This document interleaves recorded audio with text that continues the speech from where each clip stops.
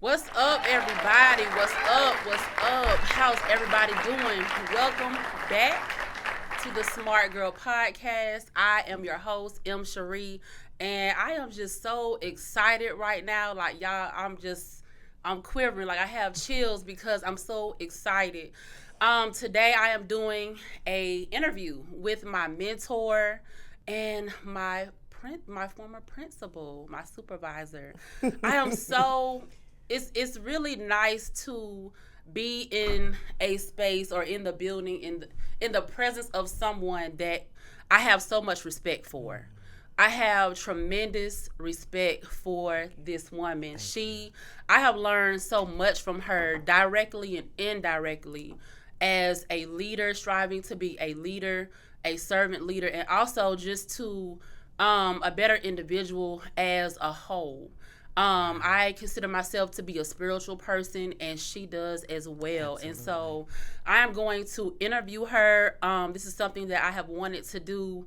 If I could have ever done this is now is the time, as they say. Now is the time. Like, let's tell the story. So before we get into this interview, I want to do this little segment entitled This or That. Okay. So it's like a mutually exclusive situation where I give you a choice, either this or that. Okay. And then kind of give me a little like mini reason as to why you would choose that. Okay, so you're going to give me the choice. Yes. Okay, so can we do an example? Example, okay. Sprite or Coke?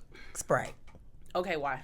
Because Sprite is lighter, and that's what we had growing up at home. My mama didn't buy a lot of dark drinks when we were growing up, so Sprite all day. But every now and then you need a Coke. Okay.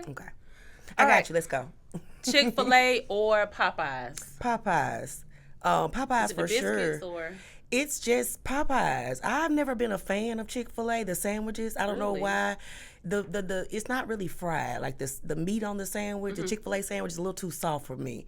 So Popeyes has been around for a long time. It was around in the area where I grew up. Chick-fil-A came along in my life a little later. So it's always leaned towards Popeyes, and I always like a little spicy. And yes, it is the biscuits. Okay. For sure. All right, that's what's white up. Meat only, of course. Let's talk about singers.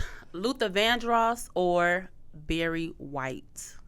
Ooh, I would have to say Luther Vandross. And the reason I would choose Luther is because he sings one of my favorite songs, which is Dance with My Father. Okay, yeah. I lost my father at 15, light of my life, daddy's I lost girl. my father at 14. Wow, he passed away of cancer. It was 1995. Wow.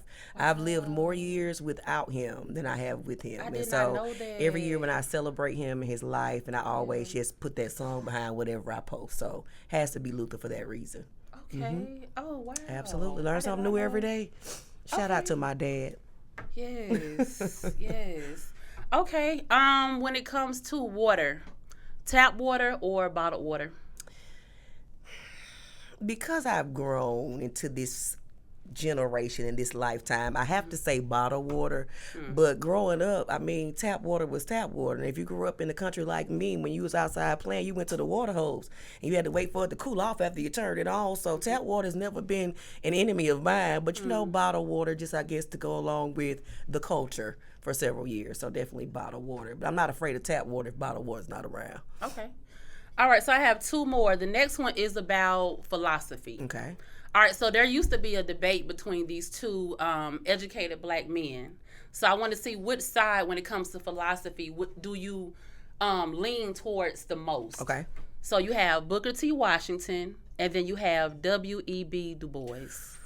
Which one? Oh, Miss Stevens, that's a tough question. Right. As a history buff myself, as a black history buff, growing up since I was a little kid, to going to Jackson State University, the Jackson State University, home of the Tigers and the Sonic Boom of the South, and having one of the best freshman African-American studies professors, all right, I would have to say W.E.B. Du Bois, just because the way that class was taught, and even though you learn your black history, he was Booker T. Washington for me was always in the number of people that they always said. W.E.B. kind of came along if you were in certain avenues, and then he became more popular. But I just remember my college professor, Dr. Muhammad, she was very deep in what she did, and so W.E.B. Du Bois probably for me because of that reason is favored over Booker T. But both of them are are equally as, champions for our culture, our community, and all that they've done for us. So, yeah, that's what I would have to say. Okay. All right. And then my last one is kind of focused on religion. All right. So either or. Jesus. Oh, sorry. Amen. Amen. All right. So we have non-denominational or Church of God in Christ. Okay. I'm going to go with Church of God. No, non-denominational. Why? Only because I was raised in a Southern Baptist church. But because of how I was raised in my village, we went to several different churches in our communities, in our neighborhoods, for revivals and events and pastors' anniversaries and all those things. And so I had friends in school that were Church of God in Christ. I had friends in school that were AME, all of the things. And so as I grew up and got, in college and definitely moved to Atlanta and found a church, it was at that point where nobody really distinguished like if it was this or that. It was just kind of like the church, you know what I'm saying? And they had the Christian beliefs and things like that. So I would have to say non-denominational as opposed to, you said Church of God in Christ, just because I don't shy away from anything that believes or preaches Jesus and God and that foundation that I was raised on. So it doesn't matter where his spirit is, there I am also. So yes. It's not a choice, but if I had to choose one, that's what I would choose and why. Okay. All right, wonderful. Sense. All right, so thank you for participating in my little this of course. Or that I love that segment. Kind of warms me up a little bit. Clap it up, clap it up. All right, so we are about to get into the heart of the matter. So the theme for this episode, guys, this is episode 15, and I am just so, I guess, proud of myself. Like, we have been doing this since May of 2024, and now we are on episode 15 with Miss Connor, my mentor. And I would like to say my friend. Yeah. And so I would like to ask you a few questions to kind of get your insight on how you feel about some things. So there has been a shift in education. Like, no one can really deny that. So once upon a time, education was a respected field. It was a field where people went into that area of study because they wanted to make a difference, because they wanted to impact change, and we wanted to see children, Black and brown children, all children, succeed and do better. So we can talk all day about how we've come out of from segregation to integration, when they walked to school for miles, books packaged in those brown casings and things like that. Yes. A time when our parents, when it was so important, when it was just the value, it was just valued a lot more than what it seems to be. So with that being said, my first question is, why does it seem like education is not as respected as a field, as a field of study as it used to be? Why is it not respected? So let me take it back a little bit if I can. For me, I grew up in a family of educators. I'm a fourth generation educator on my maternal side, and I have several educators on my paternal side as well. My great grandmother raised 9 children. All of them with her husband, of course, and all of them went to college. Her house was set up where there was a room in their house where that was like their school. In the summer, after school, that's where they gathered to do their homework, all of the things, and all of them went to Jackson State University. All of them graduated from Jackson State University, and all of them, out of the 9, many of them, 7 of the 9 were professional educators from the elementary to the collegiate level at some point. So then you bring it fast forward to my mother. 3 of her, she had 3 sisters and a brother, all 3 of them professional educators, retired doing such. On my father's side, he had 5, it was 5 of them. All 3 of his sisters work in the field of education. I could go on and on. Me, my cousins, principals, teachers, leaders, administrators, executive, directors, all of those things. And so I think that education has become something that, even though it was a foundation, one of the core foundations, I think, behind religion was education. Back in those days, even before, all of the modernization of things occurred, back in the civil rights, the Jim Crow, the segregation. And I think it was so important, at least in our community, was because it was denied for so long. If you go back and you think about slavery and all of the progression that was, we were freed, and then it was the Jim Crow, and then it was the civil rights. Right. It was still a separate and not equal situation. And so it was something that was so important and of value because it was kept away from us for so long that it became a definite foundational principle in our community.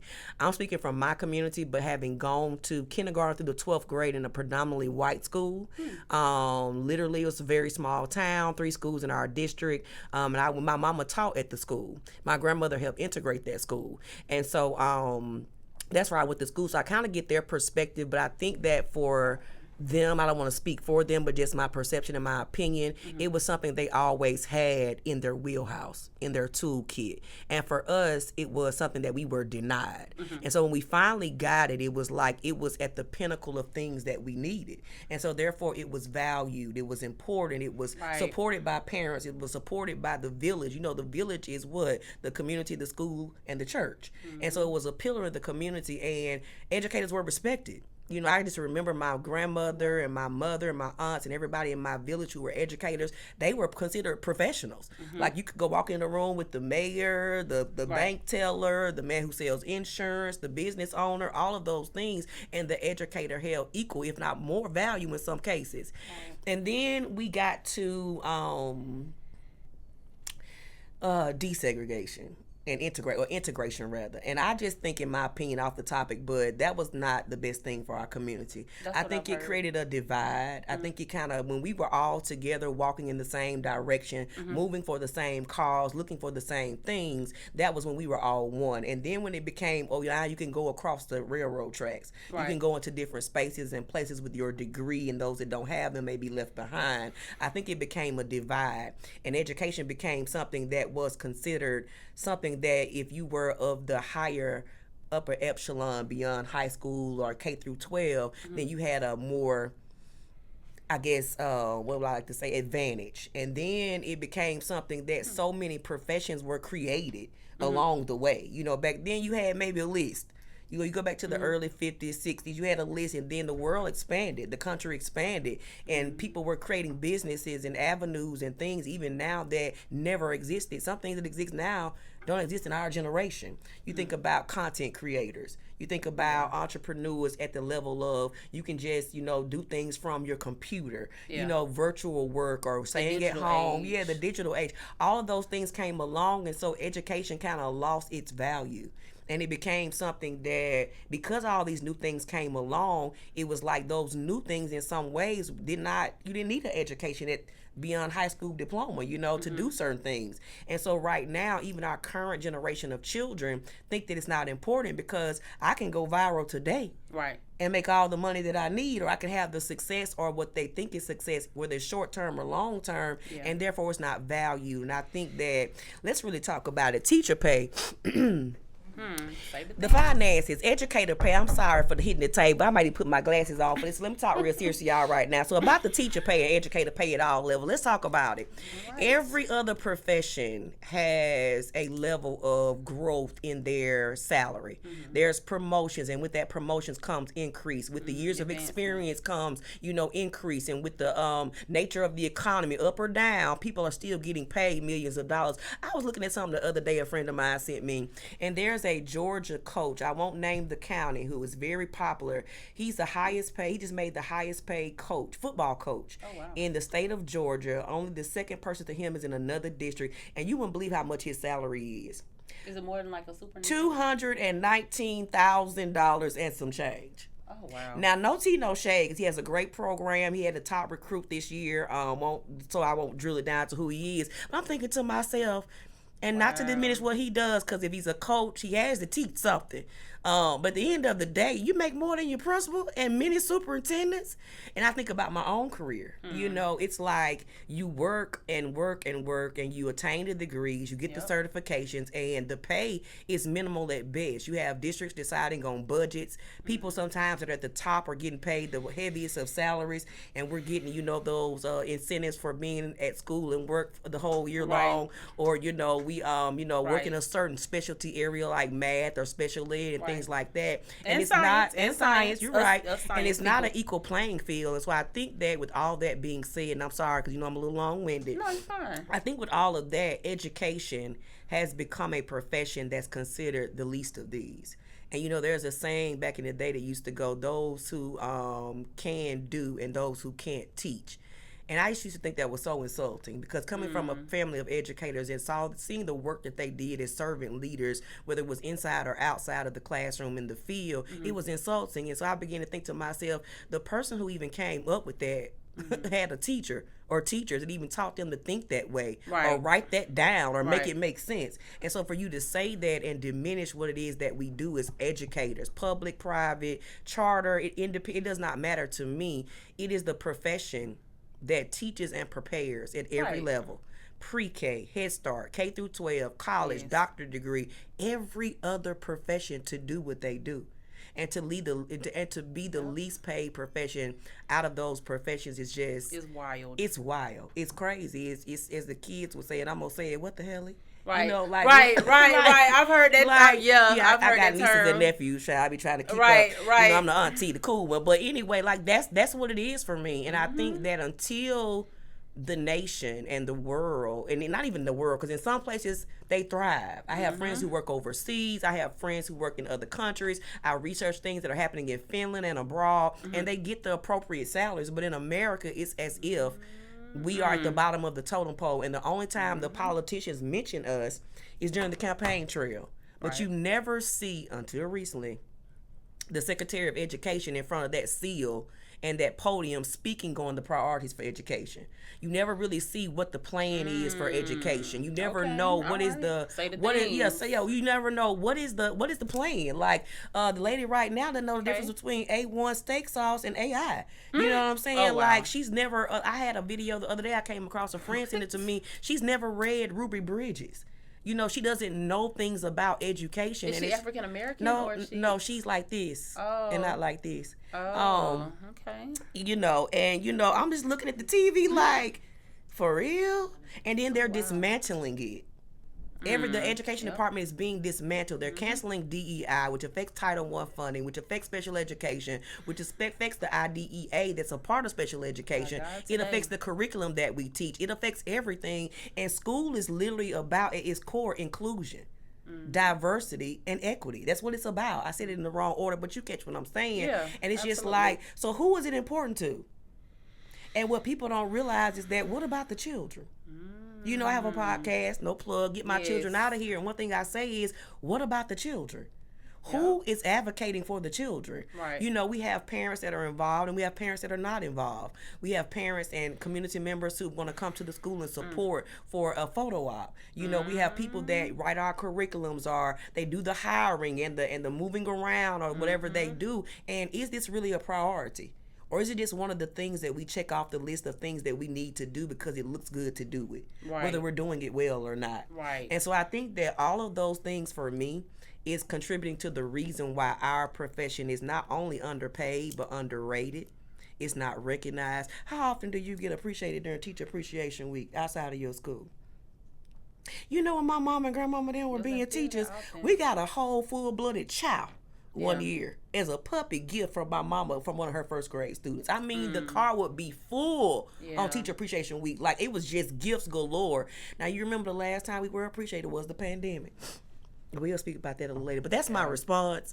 So yeah, I'm gonna just hold tight right there. But last time we were appreciated was the pandemic when the children had to be at home with you, tearing up your house and your stuff, and getting on your nerves, and you had the nerve to tell us that my child is not act like that at home. Oh, ma'am. The lies, sir, the lies. We were watching it live on virtual school, and sir, they act exactly like that at the schoolhouse, exactly, and sometimes a little bit way to the left. So let's be very clear. But we were all over social media. The teachers need a raise. Pay them millions of dollars. We don't know how they do what they do. Baby, as soon as those children shut down those Chromebooks at home and got back to the first day of school live and live in color, we haven't heard from y'all since. At all. So it has to be important to the people. It has to be important to the powers that be at all levels, from the district to the school administration to the state to the nation. It has to be important to the parents, co-parents, foster parents, single parents, old, young, grandmothers. It has to be important at the forefront of everything that we do, because it ultimately drives everything that we do. How do you content create without being able to appropriately speak? Right. How do you know how to write and read and calculate and do math and do critical thinking and put a formula Effective together, have an order of communication. operations? It's all of those things. Although they're subjects in schools, they teach us core values that we need. It's not really You're about right. English. It's more so about how to articulate, how to write, right. You're how to right. comprehend, how to analyze. You know, it's not really Right. about the order of operations in science. It's about The basics. thinking critically, coming up with a hypothesis, proving it right or wrong, collecting data. It's about the math and the algorithms and all of those things. Science. You know what I'm saying? That you have to put these numbers together and these equations to solve a problem. It's about social studies, knowing from whence you came, Yeah. where you're going, and the people that you meet in your day to day, whether you travel the world or travel your neighborhood. You know, it's all of the things, and the fine arts and the extracurricular. It's the foundation of everything, and yet and still here we are having to get 2 or 3 jobs, get in additional amounts of revenue and income, and try to monetize our social media to keep up. You know, Yep. and so there you have it. So I can talk about education all day, so you might want to. Okay. Yeah, I'm gonna leave it there. All right. So, something that you said, that it seems that there was a shift when we went to the digital age, when a lot of things got computerized and whatnot. That kind of took away from the seriousness and the heart of education and why it was so important. So with that being said, I want to ask you, do you think with the digital age, everybody is recording? So with the recording, you have a lot of kids, teenagers, young people who they take out a phone for everything and they want to record. And unfortunately, it seems like the negative things are being highlighted and recorded on the internet. So what am I getting at? When you see these fight videos, so first you have the videos of the fights between students, each other, and it's like knuck if you buck. With the kids in school, out of school, at the bus stop, wherever it may be. And now you have what I call trending videos where students are fighting teachers. There were 2 instances really quick, and they were both at the high school level. There was a lady, she taught high school. This happened in the classroom. And so she took the cell phones. That's a whole another issue as an educator. So it was the issue about the cell phone. And so she kept the cell phone. The young lady wanted her phone back. The teacher said wait until the end, whatever the procedure was. And so the student was African American, but she got a fit. She had a fit, whatever. And she got in this lady's face. Long story short, the girl like fought this teacher. And so they had to come to the teacher's aid to like get, break them apart or whatever the case may be. I think the teacher had to like go through rehab or something like that. I don't know if she resigned or anything like that after the encounter. And then there was another recent video, I believe, I forget what county it was, but it was also at the high school level. So I think it started in the classroom, the teacher versus the student. It was a male student this time. We don't know what was said, the nature of the conversation, but it boiled into the hallway. So it went from the teacher and the student to a couple of students against this one male teacher. And it turned into a brawl in the hallway. And so I'm assuming there are cameras in the hall, like, with any other, with most public places. But the fact that even happened, so it's one thing one-on-one, that shouldn't have happened to begin with, but the fact that it became several students against this one male teacher, and some people were like talking, oh, he dressed like he going to church or whatever. Suit and tie, going to work, professional. And this man, but this student, and I'm seeing this term circulating, YN or whatever. So they were like, oh, well, this YN just came up on him and just clocked him, and then they started tussling back and forth, and they had to. It was a brawl. So like, do you feel like these fight videos that are circulating, do you feel like they are making a mockery of education? I think it's, I blame social media. I blame the access that our children have to use it as freely as they do. Blame is the wrong word. I would give credit to social media and the freedom of it. And most importantly, it's about parenting. Let's be clear. I'm a firm believer, and I'll mention it over and over, of the village concept, because I had a wonderful village and would be sitting here today with what I've done and what God has allowed me to do without my village. And I had rules and regulations. I had expectations. I had, back then, you pick up the phone that you had to dial at my grandmother's house, or you pick up the cordless phone with the long thing, or your cord reached all the way into your room. But it was a time to get on and off the phone.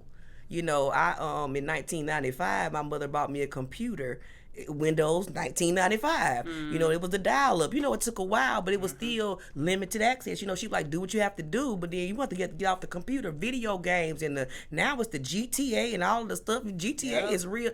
So it's the access to it and the lack of controls.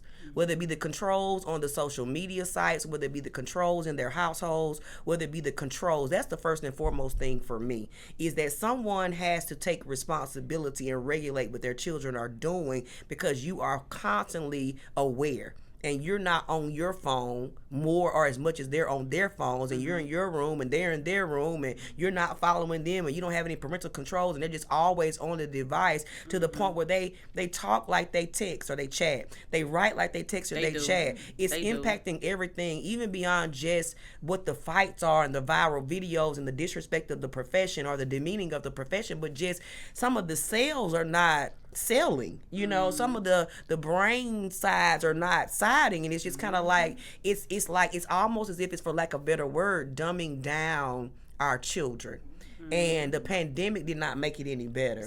And so I will say that for me, it's about the fact that it's allowed. I don't know if you remember, and you all remember that worked with me at my former location in Warrior Nation, and the lock boxes came up. And the lock boxes came up because I knew before time existed that cell phones were an issue. And I worked in a high school setting as an assistant principal, a teacher, academic coach. And so I saw it in the early, 2010s becoming an issue at the high school level. And you deal with children who are, 15, 16, all the way up to 18, 19 years old. And now cell phones are coming into play.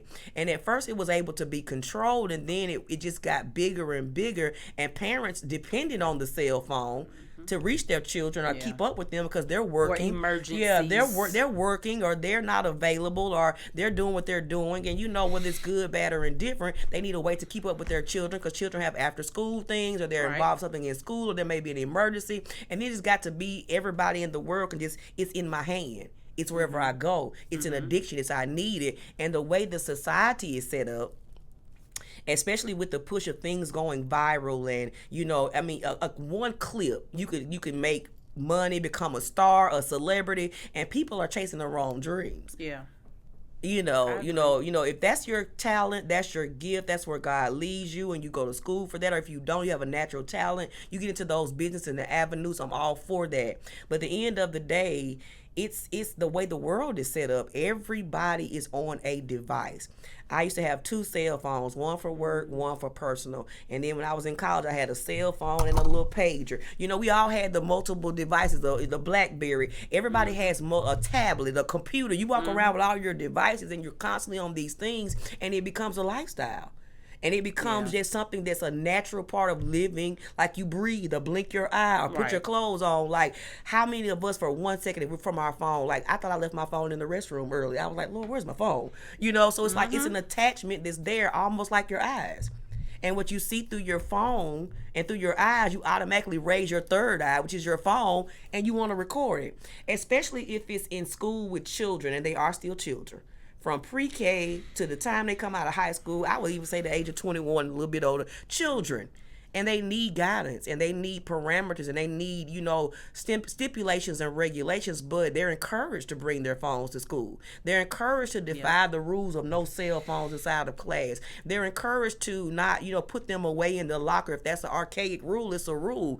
And the lock boxes came into play because at least during this 50 minutes of class, or 60 minutes of class, we can at least have a moment where the phone is not out. And now I see, as I follow education on all platforms, how the districts are piloting these actual, electronic cases or whatever they have, like the computer cards for the cell phones. I think some of the metro districts, like either it was the DeKalb, some districts are piloting that right now, where they're making it a thing where the students are storing their phones, and it's hooked up to Apple or whatever the networks are. And they shut them off or whatever like that. But our children are savvy. Y'all know the children the phone cannot even have a liquor service. No T-Mobile, no Cricket, no Verizon, no nothing. Baby, they tap into the school's Wi-Fi, and all of a sudden it's on and popping. So we have that. It's just all the access, and you couple the access with the attachment, which we can kind of call an obsession, if you ask me, and the lack of strong parameters and villages and parenting that puts a stipulation on it, or even has conversations with children about the appropriate use of social media, what borderlines disrespect or just downright inappropriate. Who's having those conversations? As a part of our curriculum in schools, we try to, without the curriculum, but what we do is our culture and climate. We try to put in, PowerPoints and conversations with children about what's appropriate for school and why cell phones can cause you a lot of trouble, because most parents and children don't realize that, when something is inappropriate on your phone, or you've done something inappropriate, the way children can do, read between the lines, and you record it, and you share that across your friend group with minors, you're committing a crime. If you're engaged in certain acts and you're recording boys, girls, whomever, all of the likes, and you send it viral, or you put it on your Instagram or your TikTok, or you send it across a feed with your friends, or somebody drops it in the loc and it goes on everybody's phone in the whole school. Right. That's a problem. And so I think that it has to be a conversation amongst the village, whether the village is the parent, the school, the community, the legislation, the tech companies, the people who are producing these products. All of the people have to get together and somehow come into a space where they can discuss, like, how do we create a standard operating procedure? Y'all know I love some SOPs. A standard operating procedure for what's appropriate and for what age. Even our younger kids now are attached to tablets. What is it, Gracie's Corner and all these shows? Oh, yeah. The child can operate the tablet and the phone better than most older people. So it's starting now even earlier. They are locked in. They are locked in so much to where, like, it's literally a thing now where you can't just have a diaper bag. You have to have with the diapers and the bottles and you have to have the tablet, the phone, whatever the device is, the headphones, the earphones. Right. And so it's becoming younger, available to younger and younger children, to the point where it's an attachment, like my arms or my legs. And so whatever I can see with my eyes, my third eye is going to come up and I'm going to do that. So where do we draw the line? Now, to answer the question further about how is it disrespectful, or what word did you use for the teachers or the education profession? Use a certain, maybe the disrespectful, or it's diminishing or something of that nature, but it was like, how is it having a negative impact, I guess, on educators? Okay. And just the demeaning, I think you said, of educators and what we do, because they were talking about how the man was dressed as a professional, like a preacher or whatever. Oh, yeah, making a mockery. Making a mockery. Thank you so much. I think the thing is that teachers come to work, educators of all kinds come to work every day to do their jobs. We come to do what's best for children. We have lesson plans, we have studied the lesson, we have read the text, we have analyzed the work, we have done the work ourselves, we have prepared the homework, the virtual, the digital page, the hard copy, everything you can imagine, the PowerPoint and whatever else we use. We've done all of those things, and all we want to do is come to work to do what we signed up to do, what some of us have been assigned to do, and what we gifted to do and are passionate about. And there's always going to be disruptions. There's always going to be an off day or off moment. There's going to be great days, tribulations, triumphs, all of the things in between. But the disruptions that turn viral, and even those that don't turn viral, but that make a big deal and can stop a whole school program in the middle of the day, or in a classroom, or on a grade level, or in a hallway, or the front office, or on the school bus, the cafeteria, and especially when it goes on the internet. The first thing that I despise that people do is point or look at, what did the teacher do?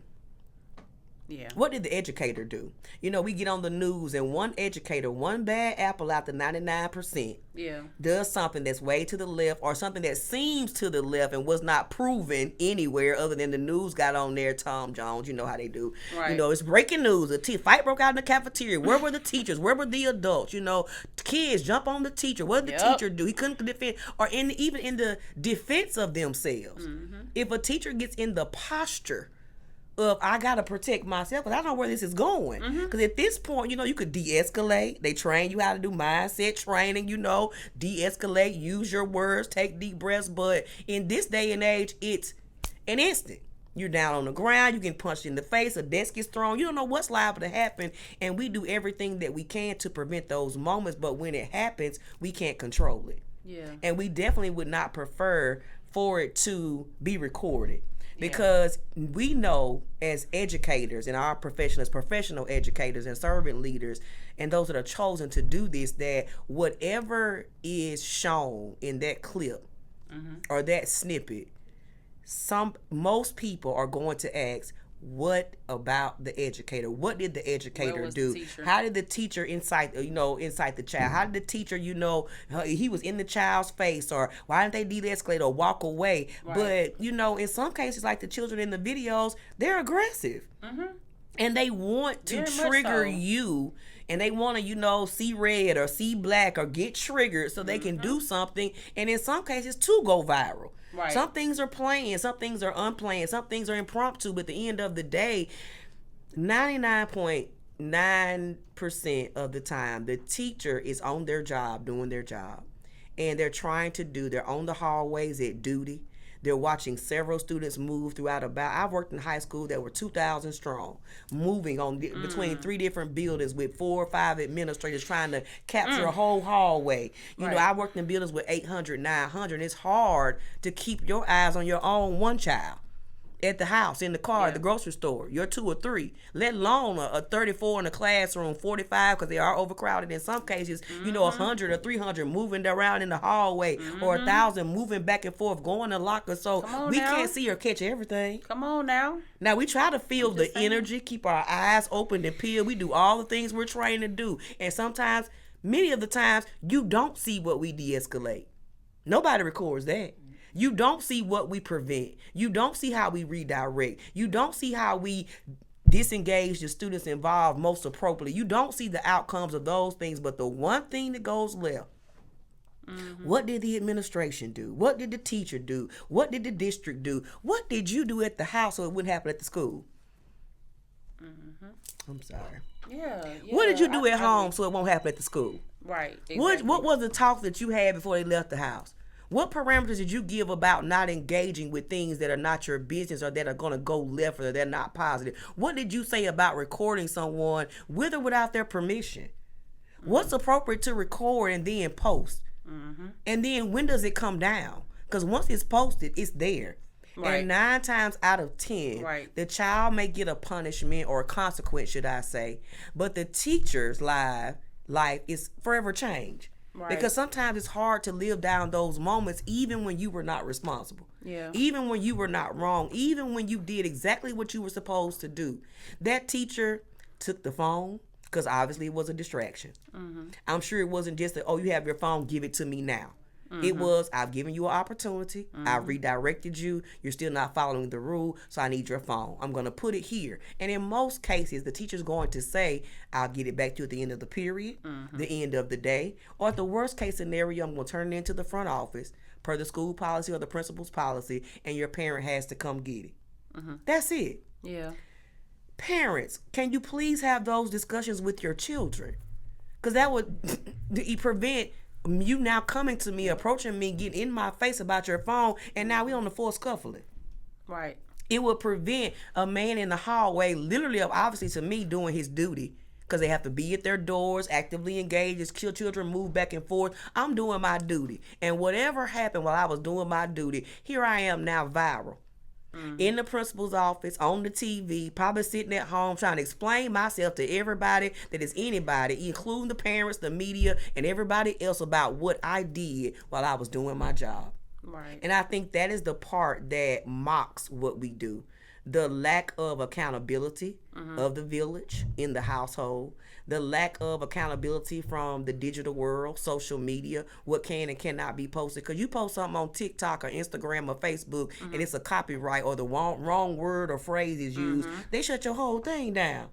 But a viral video in a school building can go on from now to the end of the world when Jesus come back. Right. And it's there. It's an imprint It's right forever. So what is the balance between what we glamorize or glorify or allow to go viral, and what do we hold people accountable for and take it down or put a copyright on it or ban your page for a week or a month or a year or however long, and it's removed from the entirety of anybody other than Bill Gates, people on his internet with the Elon and whoever else behind the scenes that have it cached somewhere in a secret vault never to return again. Like, what is the balance there? So for me, I think that it's a mockery because those outside of education allow it to be. I think it's a mockery because if we go back to my previous question about the government and all the powers that be, the prioritizing or lack thereof of education and everything that it involves, not just the curriculum or DEI or certifications or all of those things or Title I funding or all of the grants and all of those things, but down to the simple things like cell phone usage. Is there a policy that currently exists for what happens in a school when a video, including a teacher, goes viral? Is there a policy in the district, the state, the Department of Education? Because at this point, we need one. Because people's livelihoods are on the line. Yeah. One wrong video, one wrong step, one wrong move, and you are at your house trying to figure out your whole life, and then you have to windmill to figure something out. And I don't know about anybody else, but for me, as a professional educator for over 22 years, that's the only thing I'm really certified and qualified and have experience on the record to do. Now, I'm certified and qualified in many gifts that he gave me, but now, if I lose that certification, if I lose that, years of experience, if I lose that qualification, what am I going to do? How am I going to eat? How am I going to live? What is my livelihood going to look like? So you have to really think about a teacher, an educator that's qualified to do that thing. And when something out of pocket happens that they cannot control, not talking about the 1% of the 1% that does things that they could have controlled and they knew better, but that is one of those and some of those in every profession. But the ones who are really doing what they're supposed to do, that one moment could cause your entire career and livelihood to go down the drain, and you're sitting somewhere knowing that you were only there to do what was best for children, to honor the assignment you were given on the record and whatever he gave you, because that's an anointed assignment for sure, to be an educator, a teacher, someone that, is a part of the village that raises our children. And so I think that the mockery is to no fault of our own.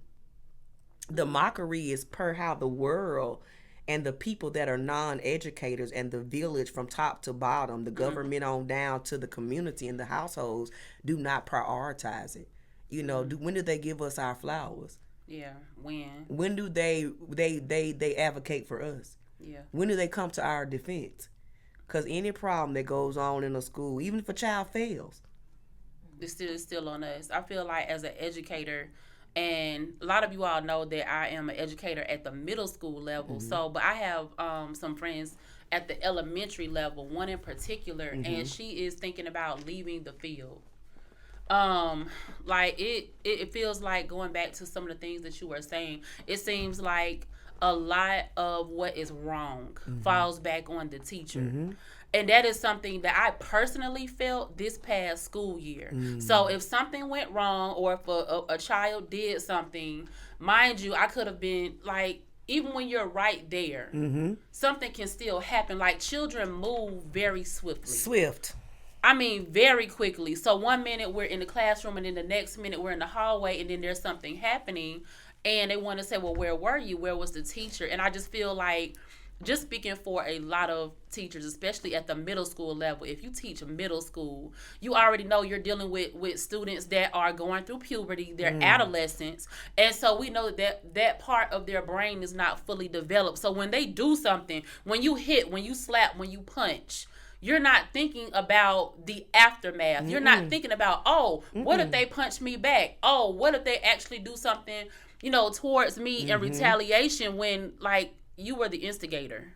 Like, it just seems like all the accountability falls back on, right or wrong, it falls back on the teacher. And I guess I feel like that's not fair. Like, there are so many teachers that are quitting, like leaving the field, all different races, and like some of them are actually like doing interviews like on Good Morning America, or this teacher, Caucasian lady, been teaching 3 years and now she doesn't even want to do it anymore because of disrespect, disruptions, the pay scale, a multitude of things.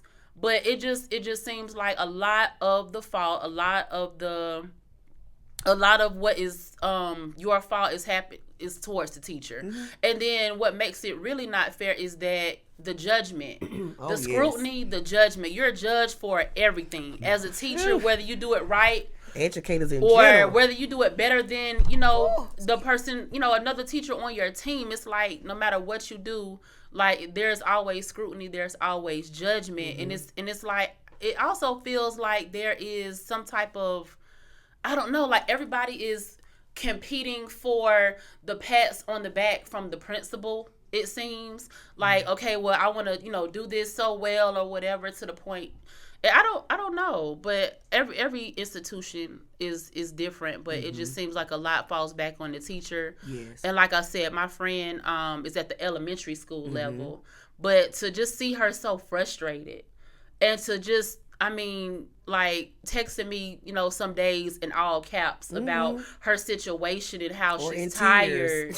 Yeah, like she's just so tired, and I just feel so bad because I can relate to a lot of things, and then I just try to figure out like how can I uplift her spirit or whatever the case may be, and things like that. But that's just kind of like my 2 cents on that whole deal. Let me add a little value to that, or my opinion to that. Teaching is the hardest profession. It's the most complicated. Let me use that word. It's the most complicated profession of all professions. Let's break this down like this. So say you are a surgeon and you're a heart surgeon. What do you specialize in? Doing surgery on what? On the heart. Not the brain, the arm, the legs, the eyes. Right. If you're a dentist, you focus on teeth. Right. Strictly. If you are a construction workers who build houses, what do you focus on? Houses. Building a house. Everybody has a specialized, in most cases, I'm going to say in most cases, people have one thing that you're focused on. An educator, a teacher, a principal, an assistant principal, whomever, but more so teachers, because they're the real boots on the ground inside the classroom every day, all day long, child, doing the best they can. They have a multifaceted toolkit. I'm a teacher first. I'm an educator first. That requires me to plan. That requires me to study. That requires me to know my content, know the curriculum, know how to differentiate, know how to support all learning styles, know how to do small groups, whole groups, know how to deal with children with special needs, or, from all ends of the spectrum, from gifted to otherwise, and everything in between. Yeah. I'm a teacher doing all of those things under the one thing that is the teacher. I'm a counselor. Children come to school and they have problems. They have issues. They have concerns. They have opinions. They have trauma. They have, peer pressure. They have bullying. They have all of these things. And there's a counselor in the building who does their job well. But some things don't even get to the counselor because I trust my teacher. I'm with my teacher the majority of the day. I don't want to take it to the principal's office or the counselor's office because my teacher, Miss Stevens, is with me all the time. And she's like my adult partner. She's my adult. She's my mother or whatever at school. I'm the cab. I'm their cab. I don't want to be your cab. You're caring adult in the Little building. Johnny, I don't want to be your damn cab. Yes, we use that phrase. The caring adult in the building. They really believes that care. So now I'm your counselor. And I'm also your advisor. I'm advising you on, what you should focus on. If I'm at the high school level, I'm advising you on, here are some of your gifts and your talents of what you do well. So let me advise you on what you should maybe major in college. I am your nurse when you get hurt.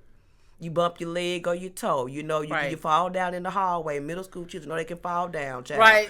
You know, it's just something. I've been at middle school. Always gotta go to the nurse. Right. In fact, majority of my years even were in high school. Sit down. It's a nose drip. Shamika, sit It's a nose drip. It's a nose bleed out of nowhere. I've never seen so many bloody noses in my life. I got the middle school. I was high school for the majority of my career. I taught middle school my first year, and I only went back to middle school in 2016 when I became the principal. And so there's all of those things, you know, they're encouragers, they're cheerleaders. You know, they show up to the games when there's no parents. They're coaching after school. They're giving the extracurricular time. They're, you know, doing all of the things. So they wear multiple hats. They wear multiple hats. You said coaching. They're coaching, yes. They coaching. Hey, coach. And you think, oh, this is just something I love doing. They do love it. And there's a little piece of change, like a little piece of change they may get for it. And some volunteer, but that's work I'm doing beyond the classroom. You know, I'm traveling back and forth and getting home late in the evening. You know, sometimes we buying food and shoes and T-shirts and donating clothing and all the things. Out your own pocket. You know, supplies. Where's the gift card for the teacher supplies? Title I is only limited to so many things. Teachers are buying supplies, they're buying snacks and treats and all the things. So teachers wear multiple hats. And it's one of those professions that has to juggle all of those things. And that can be overwhelming. That can be difficult at any grade level. You know, where I used to work and where we were colleagues, you know, there was a elementary school that sat like right up the hill. And, you know, all of our schools, except for the elementary, had SRO, school resource officers. And I would be so amazed sometimes when the school resource officer from our school be like, I got to go up to the school next door because they're having a kindergartner or a first grader has, you know, attacked the teacher. Excuse me, what? Oh, Lord. I said a child is big. And a person, you said they did what now? And it would be true. And it's all of the things you juggle. It's all of the emotion. You have 30, 25, 32, 42, 43 class children 4 or 5 periods a day.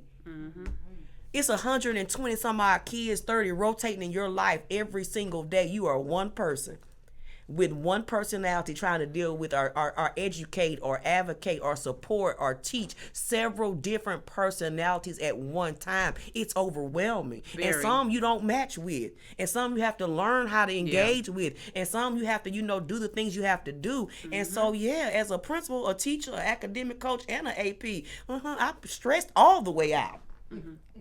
Got in the car, I said, Lord, if you don't do something, I'm gonna need to do something else. You know, you driving home and you all of a sudden your mind is going, you trying to decompress and tears just start coming out your eyes. You know, a mental health day is real. Yes. Y'all talk about with all these vacations and holidays. If we didn't have them, there would be more teachers going viral. There would be more educators on the news. If we didn't have all of those days that we have, summer, I don't care what holiday it is, June, you can give us all the holidays. St. Patrick's, Mardi, all of the things. We'll take all of those because we need them. And if you don't understand that, and you think, I just want to bring it to this point. Imagine those that have children of their own. If you've been a babysitter, a big sister or a sibling, if you've done work in the community at the Boys and Girls Club or in your church ministry or wherever you've been with that group of children, imagine for an hour or a day or a week in the summer camp how you are sometimes driven to your edge. Now imagine a teacher every day. It's hard. 180, 90 days a year. It's hard. And they're prepping over the break sometimes and on the weekend and after hours and even in the summer. And then you have the nerve not appreciate them. And let's not go into the fact, and I know we're going to have a little while about the, some people have difficult administrators. Difficult colleagues. Say the things. Difficult, parents. Miss Connor. You know what I'm saying? Yes. So everything is not what you think it is. Yes. And some people have, the principals and the colleagues that are, it's a great culture, it's a great environment, but some don't. It's not the same everywhere. It's not. And much like in your corporate office or your other, offices or spaces around the country and the world, you have issues with your colleagues or your employer. Every day in the break room is not peachy keen. Right. Every staff meeting or collaborative planning or collaboration is not okay. My God, today. But you think about what's going on every day, and we're human beings. Now, to us, we're superheroes. Yes. Of course. We wear all the capes. Right. We have all the powers, but at the end of the day, We put our clothes on the same way as you. We breathe the same way as you. We do all the things, and we are human beings. And unless there's an intentional culture created in the positive inside of your school, not just your classroom or your grade level or your department, but inside of your school, inside of your district, inside of your state, inside of the nation. It's all of those things. It trickles down.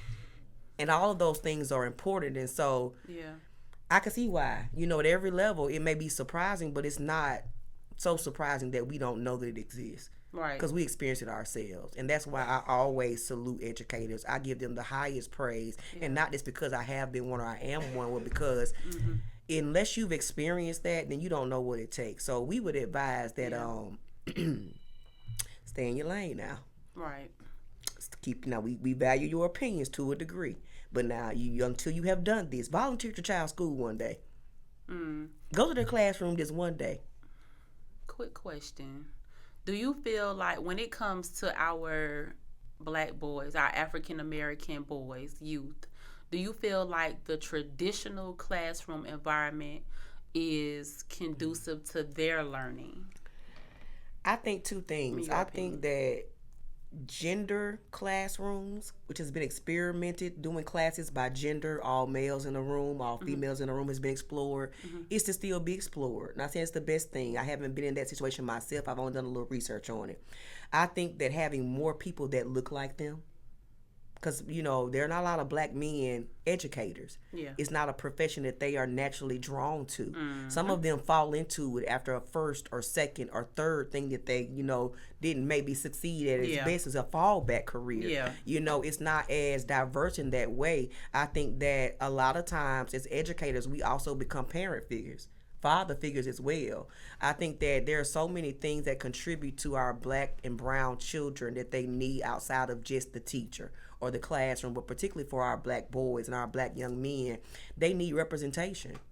They need people who understand from whence they come and what they actually deal with, not only being a black child or brown child in America, but being a black and brown male child in America. There are stereotypes galore just on our culture, our race in general. And then when you drill it down to the systematic approach that has been done to black men since slavery and the Willie Lynch letter, if you haven't read it, go read it, that will affect 300 generations or 300 years of generations, the buck breaking and all those things of black men to diminish their strength, their power, their intelligence in front of their women, their children. That thing is generational. Oh, that's deep.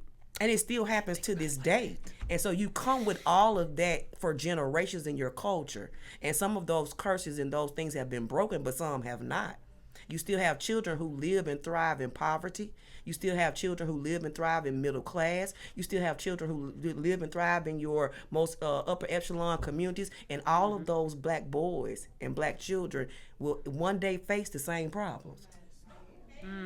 Because whether I live in, the south side or the north side, I have nephews, 4 nephews and a niece, one in college, one going to 12th grade, 11th grade, and 10th grade. And they have had the privilege in their generation of living with a level of privilege. They have not known certain things that, although we had a very nice middle class upbringing, but every generation grows. They've ridden in, foreign cars and 3-bedroom houses. And I always tell them, we talk about it in our family, one day they will have a black man experience, no matter from whence they came. Yep. And they have to be prepared for that. Yep. Whether they come from a lower class, or I like to say a below the poverty line, at the poverty line, above it, or all the way above it, all the tax brackets, this skin we're in goes everywhere we go. And it goes everywhere they go.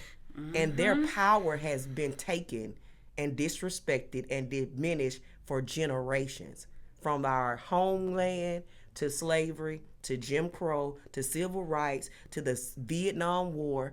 Shout out to my father and the men that sacrificed their life and America didn't respect it. To the 80s, to all the crisis, to now. Athlete, but my brother's an agent, y'all, and I still just clown them to this day about how these people strip down and show their wingspan of their arms and how buff they are and all of the things, and they make millions of dollars, but not the highest paid. It's the owner. It's the general managers. It's the CEOs. It's the advertising companies. Our black boys, our black men have to be understood first.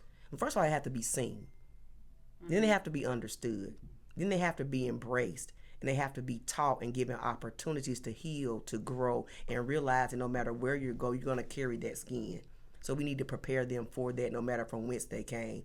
And that starts in our schools with representation and caring hearts of all educators of all races and genders and beliefs. Yes. Listen, y'all, listen. I want to thank... Can y'all give Miss Connor another hand clap, please? Because thank you. I appreciate you. Yes, ma'am. So thank you. You know, Like, I love you. Bring it in. Beyond I'm so proud of Thank you. you so much And the for being opportunity. here. The questions were on point. I loved it. It may need to be a part 2. This might need to be a little thing. Yeah, Because, honey, it does. I have so much to say. And you, Yes. the questions and I love it. Thank you so much. Thank you so for much. being here. To everyone who is watching, I need y'all to understand the full episode is going to be on Patreon. So I need y'all to go over there, run over there, subscribe to Patreon for the full episode exclusive content. Ladies and gentlemen, as we always end a show. Before you go. Yes. I want to say on this platform to Miss Stevens. About the podcast, I want to make sure. To Miss Stevens, I'm proud of her. Thank you. Because I've known her since she came into the education field. Substitute teacher, certified teacher, department chair, curriculum writer, all the things, honey, all the things. And so I'm proud of you. I love your growth. I love your journey. I love where you're going from here to everywhere. God bless you for sure. Thank you. Guys, I just wanted to plug real quick her podcast on YouTube. So with Miss Melanie Connor. Yes, get my children. Listen, out so of you here. can tell us very quickly in about a minute or so. Tell us about your podcast as we close. So my podcast is about Get My Children Out of Here. It's really about just advocating for our children, being aware of what's going on in our government, at the Department of Ed, in our schools, in our districts, our classrooms, talking about those topics from social media to policy, everything in between. And what are we doing for the children? Who will advocate for them? Who will protect them? And who will talk about the things that matter to them most? And at the end of the day, wherever they are, get our children out of spaces and places where they're not loved. They don't have a caring village, and they don't have people around them that will make them achieve their highest potential. Yes. All right, now, so with that said, may your brilliance continue to enlighten the road ahead. Dare to be different in a world full of copies. Stay sharp, stay smart. Smart Girl Podcast. Yes, indeed.